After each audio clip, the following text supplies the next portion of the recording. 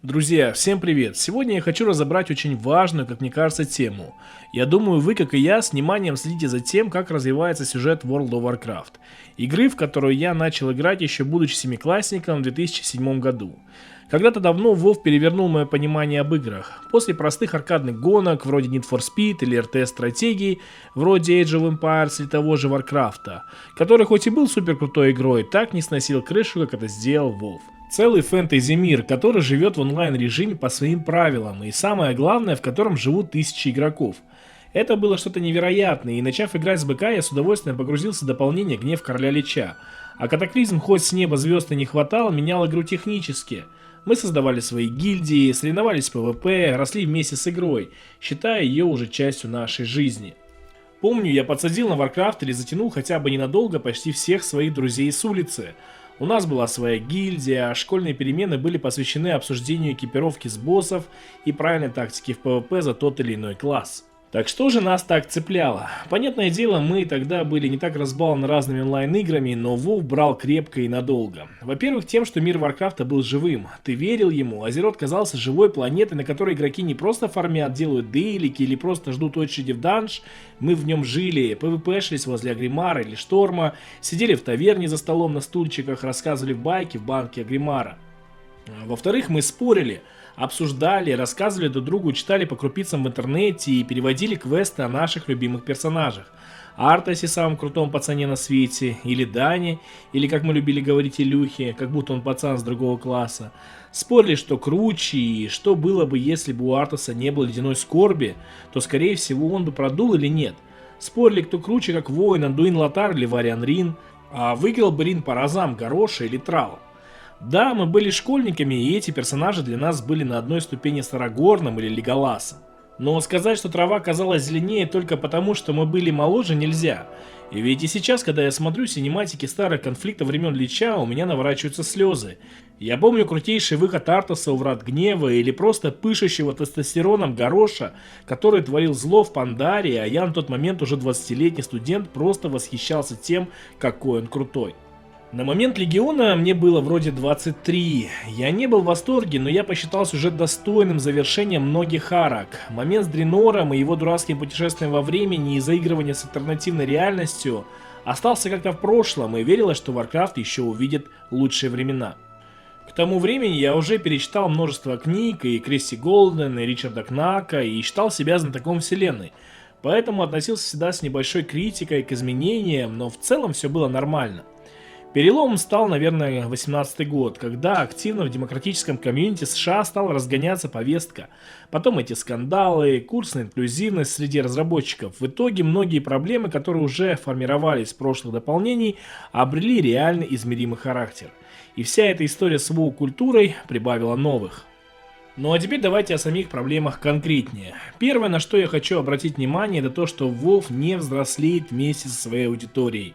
Ранний Warcraft работал с темами вины, фанатизма, геноцида, морального падения. Это был жестокий мир, в который мы верили. Мы понимали, что если представить, что Азерот существует, то он жил по логичным законам, жестоким и брутальным. Этот мир, где множество сил борется за выживание и могущество. Современный же WoW избегает жестких моральных серых зон и необратимых решений. Злодеи всегда злые, поэтому заслуживают смерти. Мы больше не понимаем их мотивации. Зачем им это? Что ими движет? Какая у них цель? Ах да, уничтожить мир, Азерот. А зачем? Что им это даст? Почему не поработить, не заселить, а просто поглотить? Тупизм с пространством ТВВ это показал. Он просто все поглощает. Просто Пэт Варлока убежал от хозяина, раздулся до гигантских масштабов и решил все проглотить. Просто потому, что ему, видимо, так хочется. Тюремщик годами строил козни, вил сеть интриг и манипуляций, просто потому, что обиженный и злой. Злодеи стали пустыми, их мотивация непонятна и цель не ясна. Конфликты все чаще заканчиваются примирением, а не трагедией. Мы не видим последствий, потому что никогда не проигрываем. Появляется вселенское зло, тут же появляется кучка героев Азерота, которые разбираются с ним за один патч. Потом оказывается, что за ним стоит более опасное зло, и мы разбираемся с ним. Мы никогда не проигрываем, всегда побеждаем. Угроза и опасность не чувствуется, мир не кажется реалистичным. Персонажи реже проходят путь падения. Они скорее ошибаются, чем деградируют.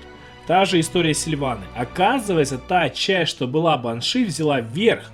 Вот и дичь, что она творит. Но когда часть Сильваны Ветрокрылой к ней вернулась, все окей. Она теперь добрячка.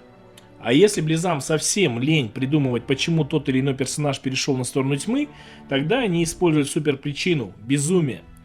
Это, конечно, совсем ленивый вариант, но мы его часто видим, когда вроде нормальный персонаж попал под влияние злых сил и обезумел.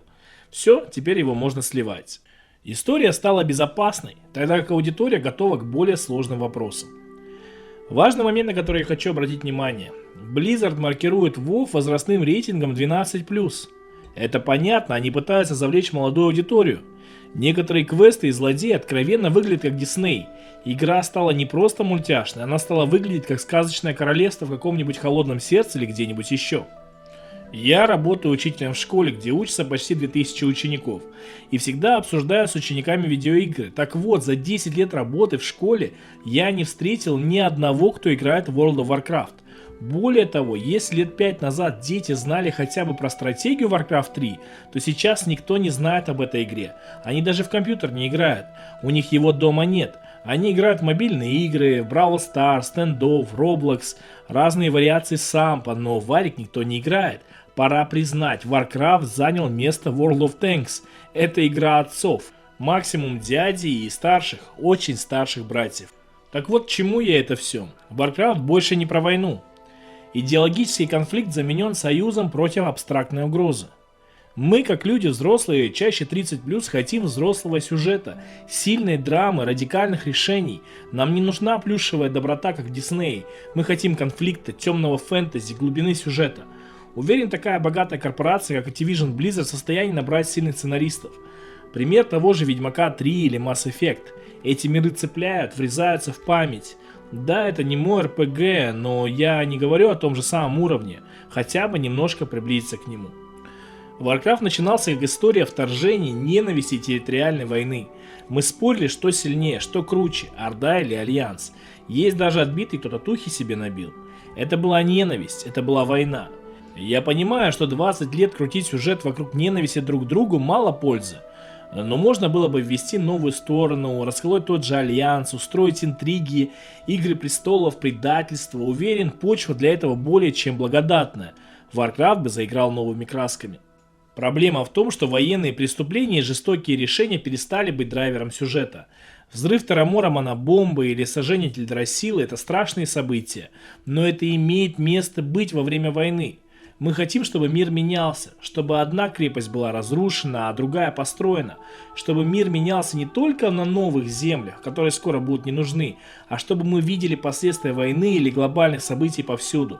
Это попробовали в Катаклизме, а потом забыли.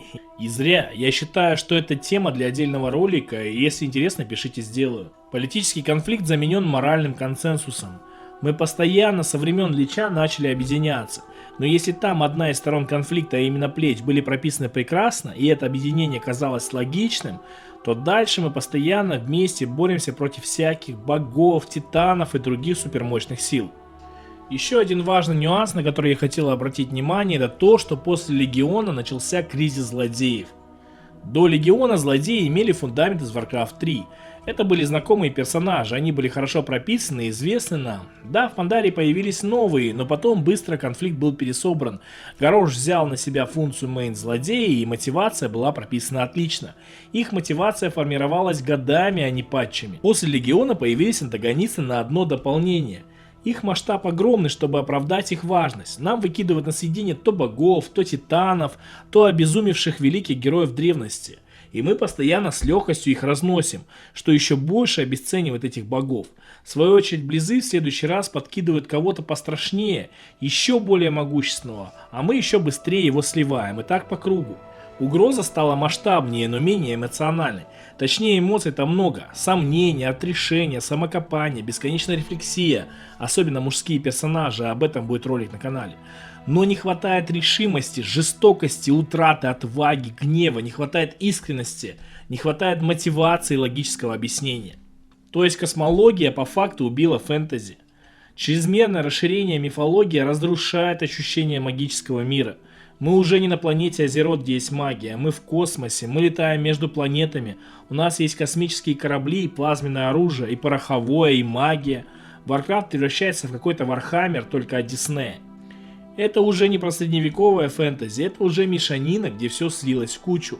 С каждой новой силой появляется более древний архитектор. Король Лич уже не правитель мертвых, а всего лишь пешка тюремщика.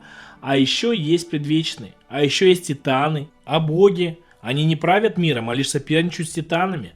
А есть еще суперсилы из космоса, типа бездны. Короче, получается матрешка, где всегда есть более мощное зло. И таким образом величие угрозы девальвируется, обесценивается. Кто такой король Лич, если есть Сильвана, его на изи обыгрывает своей силой? Кто такой тюремщик, владыка потустороннего мира, его отпинали кучка героев с Азерота?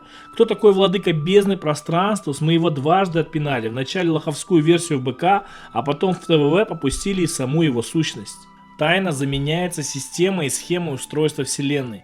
В любом фэнтези всегда есть необъяснимые вещи и сущности. Они не продуманы до конца и оставляют пространство для домыслов, теорий и фантазий фанатов. В Warcraft же одна конструкция строится над другой, и космология и лор стали супер запутанными. Добавьте сюда путешествия во времени и потусторонние миры, то есть Marvel идет отдыхать. Магия стала технической категорией, а не мистикой. Волшебство уже не чудо, это закономерность, одна из сил, и этих сил все больше. Энергии в этом мире хоть кушай одним местом, черпай сколько хочешь, попробуй разберись.